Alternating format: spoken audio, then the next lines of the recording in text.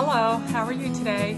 Hey, I'm freezing some avocados and I'm going to show you what I'm doing. I freeze them for smoothies and if I want to make pudding, and if I just get any leftover avocados, because I buy a lot of avocados and it's nice to have them on hand for a smoothie or any kind of sauces or anything. So here, I'm going to put this down and I'm just going to show you what I'm doing. You see my plastic bag I have right here, and I'm just cutting the avocado,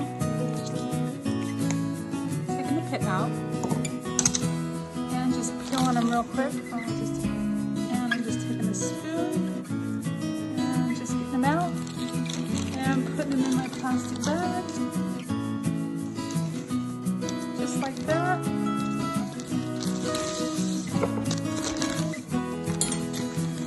And I'll lay this in my freezer flat and just let them freeze.